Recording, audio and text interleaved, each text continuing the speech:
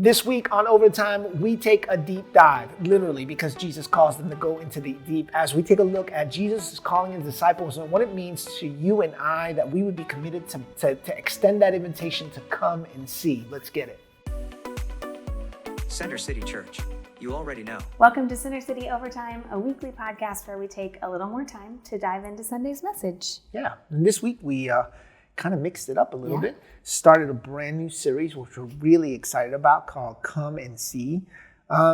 Before we get too deep into it, you want to give us a little bit of an overview of the series, just kind of the idea behind it all? Yeah, well, coming out of our love series and heading into Easter, we were just kind of talking as a staff about how easy it can be to talk about love in kind of this big, broad sense, and love your neighbors and show God's love to people.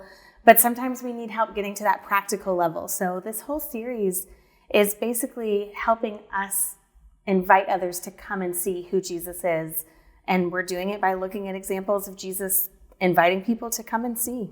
Yeah, it was actually, there was a little tension around the idea because I think for us, we just kind of came to the idea that I think sometimes within the scope of church life, we have a tendency of creating program that almost excuses the average person from loving their neighbors. Loving their neighbors becomes other things. It becomes different programs, different things we can give to versus actually doing the practical work of telling somebody to come and see. So we started out of this incredible story of Jesus calling his disciples and calling them to come and see. And you did a really good job kind of breaking out that story into these different thoughts of how Jesus kind of made that invitation. Who was your come and see person? I really hesitated with that because it's my parents, but I don't actually remember. So I kind of wished, and I love that you have a story where we all even know, is Mona, is that her name? Moni, yeah, Moni. Moni, who invited you to come and see. But for me, it was my mom and dad, and it was before I can remember. So I don't want to discount the importance of that, but I just, in preparation, was like, man, I wish that I could remember this conversation and be able to share. But to one of my points was we invite people multiple times, and my parents, just from before I can remember, were always telling me about Jesus, and Jesus knows you, and Jesus made you, and Jesus loves you, and he's your friend, so that I don't actually remember a first invitation to come and see that I responded to. I think sometimes come and see is specifically for this message, we're talking about coming and seeing the love of God, but you've also had different experiences. Like for those of you who don't know, Ashley spent some time as a global partner in different parts of the world. Mm-hmm. Was there a come and see moment there, just kind of within the scope of relationships, somebody who maybe challenged you to consider full-time occupational ministry or anything like that? Probably, again, my parents, but it was a little bit less come and see and more, you're about to make bad choices, so we want you to do this instead. My first missions trip was to Ethiopia when I was in high school, and I wanted to wait tables at the beach for a summer. But I think for a lot of it, like interacting with the people who were working and living in Ethiopia at that time and just asking them about their lives. And they did invite me into, I would say, a more adventurous life with Jesus, a not so comfortable life with Jesus. And it was very much this idea of just come and see, just do life with me. So I went on that first trip. It was 2 weeks long.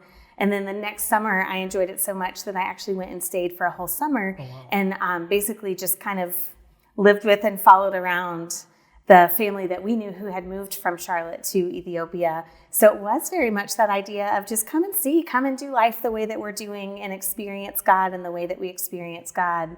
And that was enough for me to really be like, this is what I want to do, and to go into multiple years of serving in that way. Yeah, one of the things that stood out Sunday in the message, if you haven't a chance to go watch it, you can just find it on our YouTube channel. But one of the things that kind of stood out to me, I think the point that hit the home for me personally was just that we invite people to come and see when we are more concerned and we show that care about who they are and what they're walking through. Mm-hmm. Kind of maybe explain what that's like to the person who may be watching thinking, you know, I'm all about it. I want to share the love of Jesus and maybe a little bit too harsh in their approach. Yeah, so we looked at the story of Jesus calling the disciples in Luke chapter 5, and they were fishermen. And one of the things that comes up in the story is that they had gone out the whole night before and not caught any fish. And if you are financially dependent on fish and you spend a night not catching any fish, that is, it's not unstressful. And so it just touched me that before Jesus said, leave all of this and follow me, he actually met them where their concern was and provided this miracle where they did catch all of these fish. And it really convicted me because sometimes I can think like, I exist on this deep level. If anyone has spent a lot of time around me, I wish I could be more surface level-y, but I'm just watching a TV show and I'll immediately be like, do you think that her dress doesn't fit right because they're wanting to show that this person she's marrying isn't a good fit for her? And people around me would be like, just watch the movie. So I can have this tendency to live on that level. And when it comes to faith, trivialize what other people around me are stressed out about if that's not something that I personally struggle with. Yeah. And yet what we see over and over again, not just in this story, but throughout the entire Bible, is we have a God who cares about the little things that concern us. He doesn't tell us to stop being bothered by them. He says to bring them to him. And I think there's a big difference there that a lot of times we miss as the people of God when we're trying to walk with family members who are walking through a challenging situation and not necessarily seeing God in that. We can say, don't worry about that. And instead, the thing that God invites us to do is bring that to him. Yeah. And so we as his people, if we can care about those things, not pretend that we care, but actually care, I think that goes a long way in reflecting the love of God.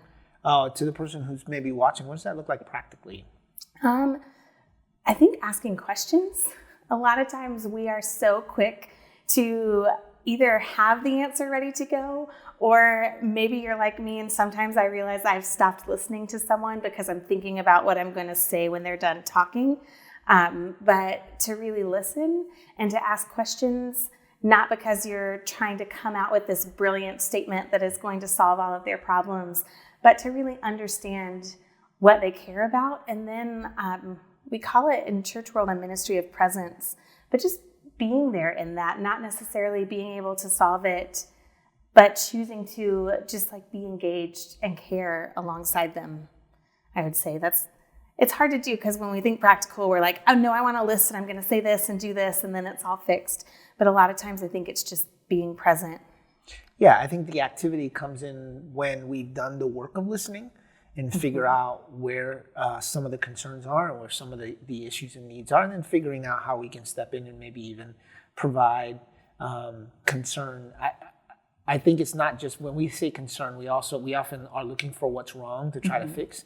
But I think there's some people who are really passionate. Maybe it's your neighbor who's passionate about fitness and is always walking, or your neighbor who's passionate about art and always wants to have conversations along those lines, to spend time to learn, to glean, to ask good questions, to show that you are as concerned or can be as concerned or at least curious. I think that helps, and it goes a long way.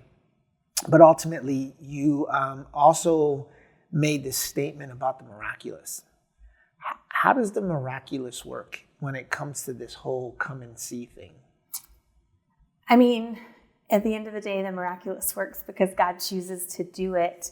But we actually had this conversation talking about this story last week and preparing that sometimes we have to do things that we feel uncomfortable with or even foolish about to create that space for God to do the miraculous, because it can be really scary. In the instance of praying for healing, for example, sometimes it can be really scary to say, I know the great physician and he can heal, because we're worried about what happens if he doesn't, what happens if I make this big claim and then God doesn't show up.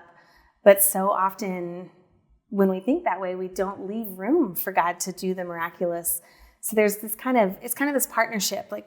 We're not the people that actually make it happen, and yet God invites us to partner with him in creating space for that. And sometimes that might look kind of silly. It might look like asking someone a question or bringing up Jesus at a lunch conversation where you just are like, oh, I don't know how they're going to respond to this. And yet when we are obedient in that, that's where it makes room for God to do the miracle. Absolutely. I think them also inviting people into the miracle, specifically in this story, the miracle happened and then they invited people to come see the one who did the miracle. I think inviting people into the miraculous is also allowing people to know the miraculous that's already happened in you, right? Yeah. I think sometimes we're a little afraid of that because that means vulnerability. In this specific example, it means the fishermen had to go and kind of confess to their friends that they were struggling to find fish and they had no idea where the fish were, and maybe even express some of the ways that they felt about not being able to maybe provide for their family, or the taxation, which you talked about, which was around the corner. And that vulnerability of saying, but then we met this man who changed everything. I think for the believer out there, I think inviting people into your miracle, I think is important too. And being able to sit in that vulnerability. Our family was struggling. Me and my wife were having issues. There was some issues financially, whatever they are. And then we found a way through the love of God. And this is how he's changed my life. I think our testimony is this tool that God gives us to highlight the miraculous and invite people into the journey so that they can find hope. And then to your point, that's where we get a chance to plug in and risk that idea of God can do the same thing in you, not because we know how to do the thing, but we know the God who does. So yeah, I think that's such a great point. At Center City, we just kind of simply summarize the gospel as hope for the broken and purpose for everyone. And so maybe the first step is to make sure that you really have experienced that hope and that purpose in Jesus. Because sometimes I think for some of us, we realize we've been talking the talk, but when it gets to sharing our story, we're unable to share that because we don't really have that. And if that's you, all you have to do is pray, and we would love to walk through that with you. But taking that time to consider, how have I found hope in Jesus? How have I found purpose in Jesus? And then sharing that with people. It can be that simple. Some people will have these miraculous stories, like these fish filling the nets that you can't believe they happened. But sometimes our miracles are just that we're able to live through a really tough season with hope and joy that God has provided to us. So don't be intimidated to invite people into your miracle, even if it doesn't seem like this amazing miracle that would get a news article written about it or something like that. Yeah, I think God works every day in the miraculous. And the more we can kind of tune our eyes to see his hand at work, the more we're able to then, again, express. In the New Testament, it's rare that you find a miracle happen in secret. There are a couple examples where the miracle happens and Jesus says, it's not my time yet. But more than likely what you find is miracles that happen and then they draw people to the miracle because it draws people to the person who does the miracle. And I've always loved that picture. You concluded the conversation with this thought. It was 2 seconds worth of the message, but it was a powerful idea. So I thought we'd spend a little time on it. There's this moment where the boat's filled, and you talked about how we're talking tonnage worth of fish at this point. Nets are breaking. The boats are overflowing. They could tip. They're not in the shallows, they're in the deep. So they have to call other boats, right? So you almost instantly see Jesus say, come and see. And then now they're stuck with all this fish. They then turn around and have to say, come and see. Otherwise, the boats sink. You kind of challenged us with this thought that we may be in a boat that's sinking because we're not looking externally to bless others with what we've been blessed with. You want to talk a little bit about that? Yeah, I do. And we used the New Living Translation yesterday, but the actual Greek of it makes this point even more because so Peter and Andrew, they've gone out in this boat that can hold a half ton of fish, which is quite a lot of fish. And their nets are filling up and the boat is starting to sink. So they signal to their partners, who are James and John. And so what we read said they yelled to them, but they actually just signaled because at that point, they still didn't want to share this beyond with their teammates. So they were basically kind of quietly trying to be like, hey guys, we've found fish over here. But if this is really this new spring, we don't want other people to know where it is. And they come out and their boats start to sink too. And then it gets to the point where it's everyone needs to know we got to get into shore.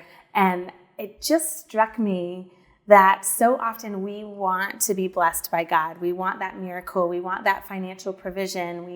We want that evidence that we're following the God who can do miracles. And God is gracious to provide that, but then we just sit in it. And what I realized for the first time reading this story is it literally says the boat was starting to sink. They couldn't sit in it. If they had sat in it, they would have eventually drowned, surrounded by all of these fish. And how often do we decide that we want to stay comfortable, we want that blessing, but we sit in it when we're really supposed to go out? Jesus says, I'm going to make you fishers of men. It's not for us. It's for us and everyone else around us. And that it was really a profound moment for me. Like, I got to get out of that boat. Yeah. And what a timely word as we step into the Holy Week season, which is right around the corner.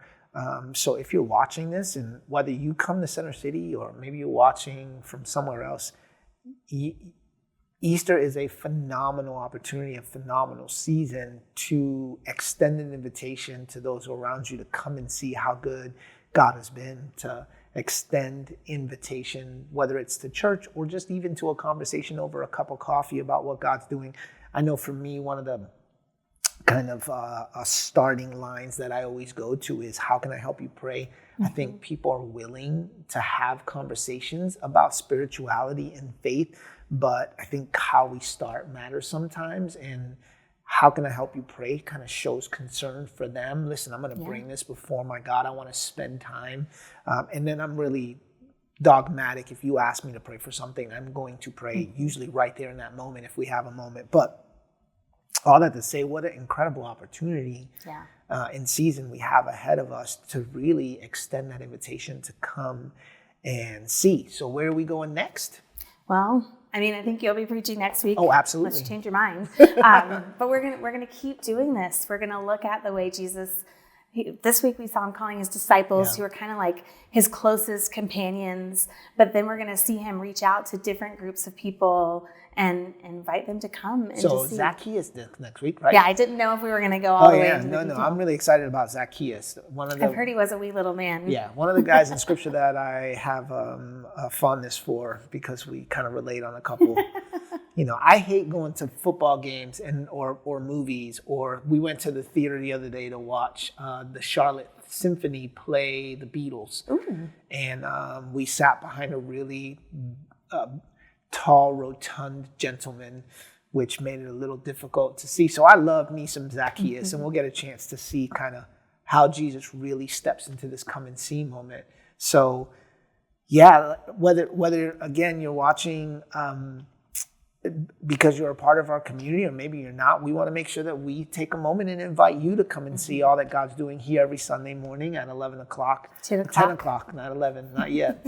10 o'clock every Sunday right here at CenterCity.Church in Charlotte. Yeah. Hope to see you then. Hope to see you then.